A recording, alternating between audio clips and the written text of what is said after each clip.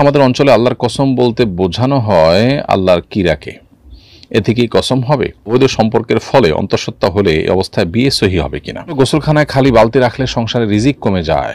ইসলাম কি এ ধরনের কোনো বিশ্বাসকে সমর্থন করে? আমার মা এটি বিশ্বাস করে গোসলখানায় খালি বালতি রাখতে নিষেধ করে। ফরজ গোসল না করে খাবার খাওয়া এবং প্রাত্যহিক কাজকর্ম করা যাবে কিনা? হিন্দু লোক যদি সম্মান করে আদব অথবা নমস্কার বলে তাহলে এর জবাবে কি বলতে হবে? একটু ব্যক্তির ব্যবহৃত পোশাক পরা যাবে কিনা? আমাদের অঞ্চলে আল্লাহর কসম বলতে বোঝানো হয় আল্লাহর কিরাকে। এতে কি কসম হবে?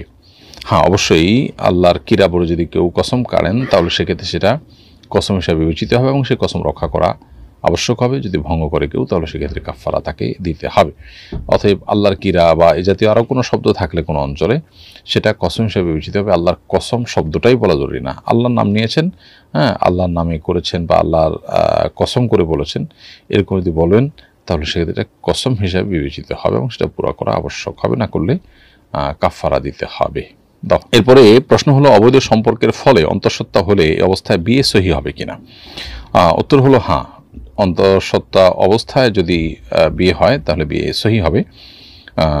অবৈধ সম্পর্কের ফলে যদি এটা হয়ে থাকে সেক্ষেত্রে সেটার জন্য আলাদা করে আল্লাহর কাছে তওবা এবং ইস্তেগফার করে নিতে হবে।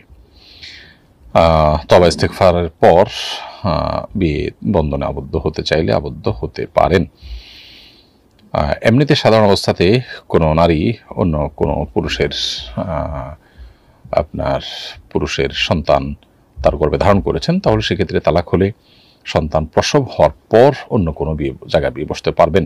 কিন্তু অবৈধ সম্পর্কের ফলে যদি অন্তঃসত্ত্বা হয়ে থাকে তাহলে ওই ব্যক্তি যদি বিয়ে করতে চায় সে বিয়ে বিশুদ্ধ হবে এবং এই অবৈধ সম্পর্কের কারণে যে হারাম সন্তান পেটে এসেছে সেটার জন্য উভয়কে তওবা নাসুহা বা আল্লাহর কাছে খাঁটি অন্তরে তওবা করতে হবে।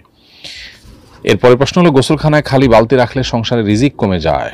ইসলাম কি এ ধরনের কোনো বিশ্বাসকে সমর্থন করে? আমার মা এটি বিশ্বাস করে গোসলখানায় খালি বালতি রাখতে নিষেধ করেন। প্রিয় ভাই, এটি সম্পূর্ণ কুসংস্কারাচ্ছন্ন বিশ্বাস।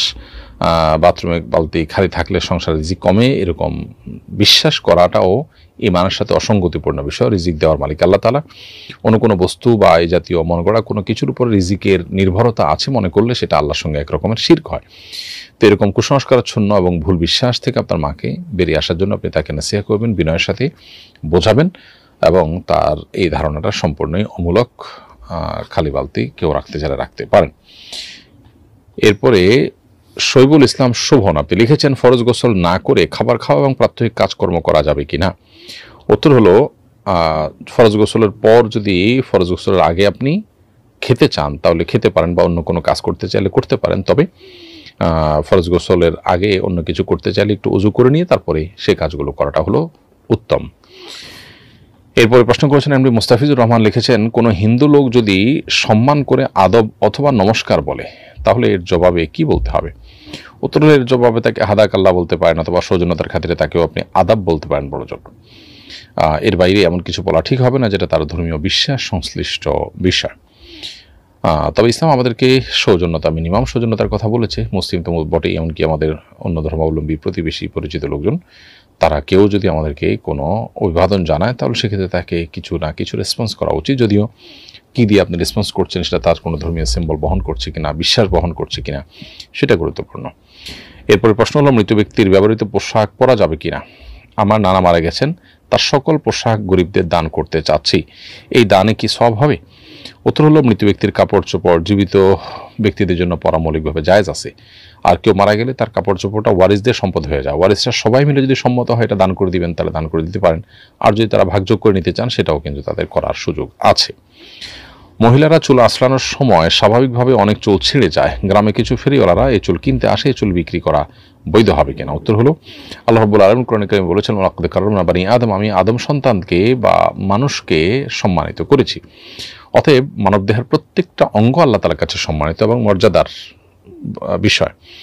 মানবদেহের কোনো অংশ বিক্রি করা সম্পূর্ণ নাজায়েজ এবং গুনাহের কথা। এই জন্য এই ব্যবসা যতই জমজমাট হোক, যতই লোভনীয় হোক, চুল বিক্রি করা কোনো অবস্থাতে জায়েজ হবে না।